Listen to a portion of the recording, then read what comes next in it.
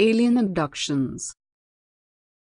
Because aliens are supposed to blank the minds of their victims, what actually happens during an abduction is often only revealed through regressive hypnosis or piecing together known facts. However, the stories which occur all follow broadly similar lines.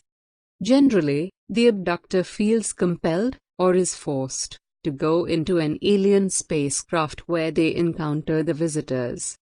These are often described as being small, gray figures with large black eyes and a hairless body. They are frequently reported as having large skulls, and they communicate with their human captive using telepathy. The message sent to the man or woman tells them not to be scared, that they will not be harmed. The candidate is scanned, or examined, and then placed on an operating table.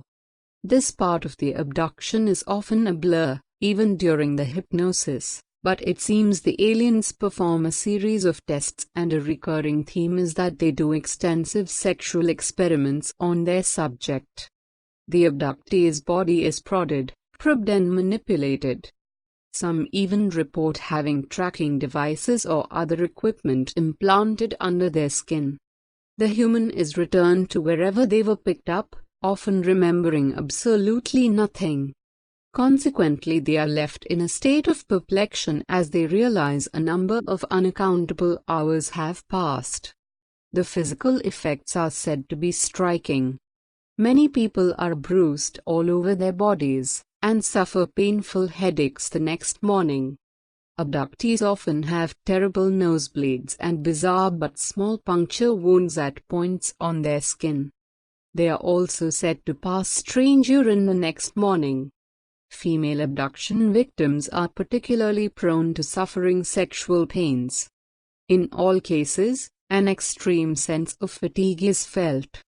The psychological results are often even more extreme. Some people feel as if they love the aliens and have been enriched by contact. These abductees believe the visitors have come to warn us and help mankind protect the planet. But these types of experiences are in the minority. Many feel a sense of violation and despair, very similar to rape victims. Often it is mixed with confusion, disbelief and a sense of possible insanity. Many abduction victims need counseling to regain some sense of stability and, in cases of extreme trauma, have been known to commit suicide. However, many researchers wonder if abduction memories are themselves caused by psychological problems, rather than the reverse. The first time alien abductions entered the public consciousness was in September 1961 when Barney and Betty Hill were reportedly captured by strange beings. The Hills gave an account under hypnosis a few years later that revealed all manner of strange experiments had been performed on them. Betty had seen the aliens inserted a probe into her belly button, and Barney claims he was forced to provide a sample of his sperm. The one incongruous detail they did provide was that the aliens, rather than having large black eyes, actually had wraparound receptors. Skeptics point out that the Hills' testimonies were given less than a fortnight after a television episode about aliens with wraparound eyes. This factor is one that repeatedly features in abduction stories. The descriptions of aliens and their craft are often identical to stereotypical, 1930s-style cosmic invaders. No details have been revealed which could not have been derived from the imagination of a comic book writer. Similarly, no souvenirs have been brought back from any craft visited by humans. However, there are also a few examples featuring extremely disturbing physical evidence.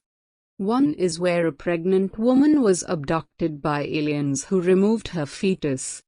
Although she had previously gone for an ultrasound that had confirmed her unborn children was present and doing fine, when she went to the doctors afterwards, it had simply disappeared. The second example involves people who have actually found alien implants in their body. There is even a rumor that a private clinic in California has removed a number of strange implants from abductees' bodies. If these stories are true, there can be no denying that alien meetings leave physical scars on the victim. The reported evidence on the bodies of abductees is hard to dismiss, and if an implant is ever officially removed and studied, it could act as conclusive proof.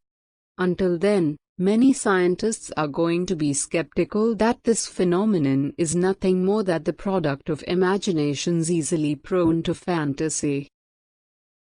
If you liked the video, please press the like button, share it, and subscribe the channel.